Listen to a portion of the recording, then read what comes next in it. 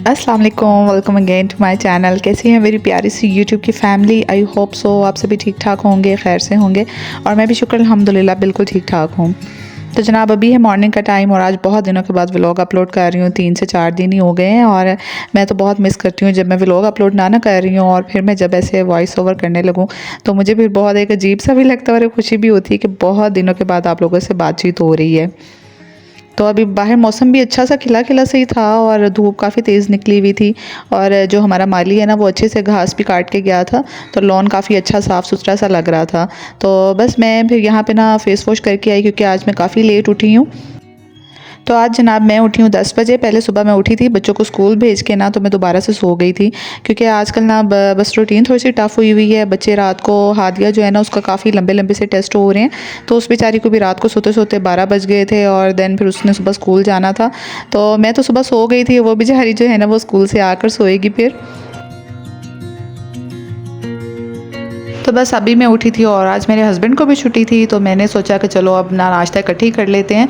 तो यहाँ पर मैं फिर अपना फेस वॉश करके मॉइस्चराइज़र लगाया और मैं मॉइस्चराइज़र ना पिछले दिनों लगा नहीं रही थी इतनी रूटीन से, तो मेरे चेहरे पे ना छोटे छोटे से बिल्कुल दाने निकल आते हैं बारीक से, और वो किसी को पूछो तो नज़र नहीं आते सामने से, लेकिन जब आप अपने फेस पे हाथ लगाओ ना तो फील होता है कि स्किन जो है ना काफ़ी बम्पी सी मतलब अजीब सी दानेदार सी हुई हुई है, दाना दाना सा, मतलब चेहरे पे काफ़ी पिंपल्स निकले हुए हैं।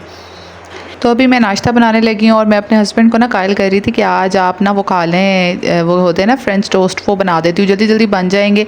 जहन में तो मेरे ये चल रहा था, लेकिन मेरे हस्बैंड ने कहा नहीं मुझे तो अंडा पराठा खाना है। तो फिर आज हेल्पर भी ना काफ़ी लेट आई थी। पहले तो मुझे लगा आज उसने आना ही नहीं है और इतना सारे कामों का बर्डन मेरे सर पे ही होना है। और आज ना मुझे कपड़े भी बहुत सारे वॉश करने थे और किचन का भी मुझे काफ़ी ज़्यादा काम था, क्योंकि जो मसाले वाले डब्बे थे ना मेरे, वो काफ़ी दिनों से वॉश होने वाले थे, तो वो मैंने ना बाहर ही रखे हुए थे कैबिनेट से, लेकिन टाइम ही नहीं मिल रहा था और इसी तरह मेरी किचन की शेल्फ़ पे ना ढेर लगा हुआ था।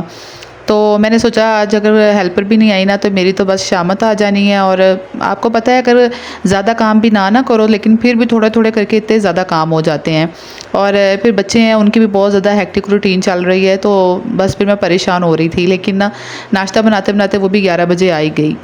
उसको देख के तो फिर मुझे ना एक सुख भरा सांस आया और मैंने सुकून का सांस लिया। मैंने कहा शुक्र है ये तो आ गई आज। और बस फिर मैंने ना जल्दी से यहाँ पे ना नाश्ता बनाया। और इस टाइम जो है ना हमारी 11:15 बजे के करीब लाइट भी चली जाती है, तो मैं कपड़े जो है वो वॉशिंग मशीन में लोड कर आई थी और फिर मैं आके ना किचन में नाश्ता बनाना शुरू किया था। साथ ही जो है वो मैंने चाय पकने के लिए रखी हुई थी। चाय जो है ना वो मेरी हेल्पर ने पीनी थी। मैंने उससे पूछा आपने पीनी है, तो उसने कहा मैंने पीनी है, अगर बनी हुई है तो दे दें। तो मैंने ना सुबह जो है वो कहवा बनाया था, क्योंकि हादिया के ना पेट में दर्द हो रहा था, तो वो कह रही थी कि मेरे पेट में ना थोड़ी थोड़ी देर के बाद दर्द हो रहा है।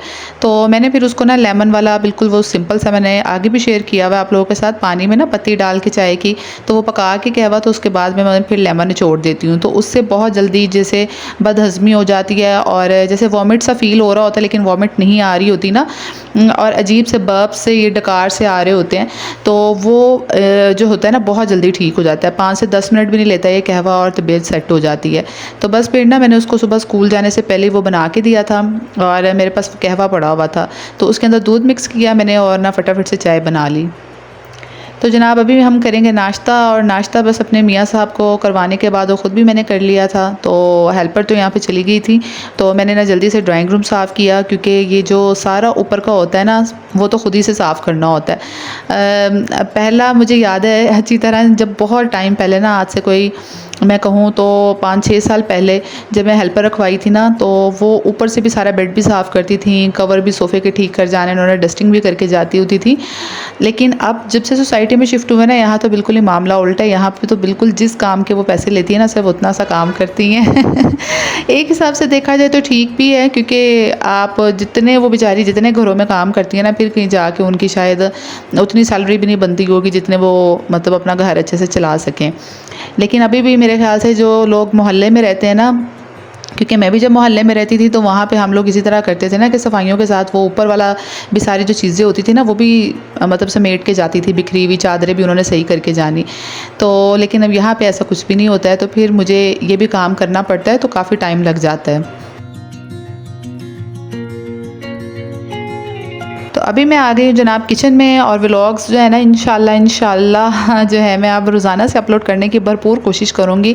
बहुत जो है ना वो नागा हो गया पीछे बहुत ज़्यादा, मतलब फिर हमें भी तो नुकसान होता है ना। यूट्यूब जो है वो आपकी वीडियो रिकमेंडेशन में नहीं डालता है और आपकी मेहनत भी बेकार जाती है। तो ये है कि ये काम भी जो होता है ना बिल्कुल जॉब की तरह होता है। आप इसमें अपनी मर्ज़ी तो कर सकते हैं अपने कंटेंट को क्रिएट करने में, लेकिन पंक्चुअलिटी, टाइम का ख्याल रखना ये बहुत ज़्यादा ज़रूरी होता है। तो खैर अब इंशाल्लाह रोज़ व्लॉग डालूँगी।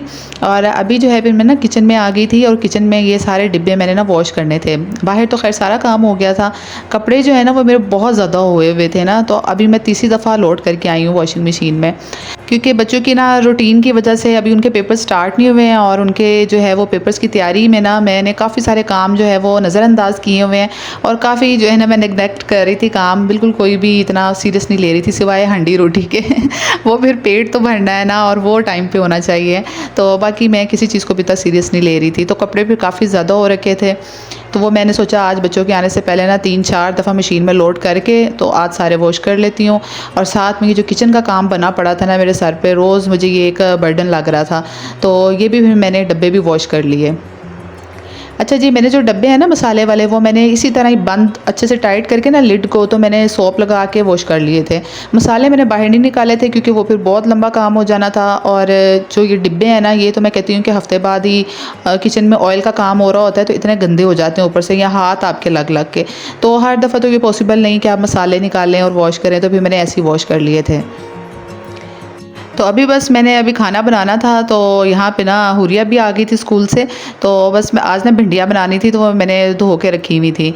तो हुरिया मेरे लिए ना ये एक छोटा सा कार्ड बना के लेके आई थी, मामा की तारीफ़ें लिखी हुई थी इस पर उसने बहुत ज़्यादा कि मामा she is very beautiful, her cooking is very good. तो बच्चे हैं इसी तरह की चीज़ें लिखते हैं, तो वो मुझे कार्ड दे रही थी। और यहाँ ना कपड़े भी थोड़े से वॉश मैंने किए, तो मैं यहाँ पर ना फैलाने के लिए आ गई थी।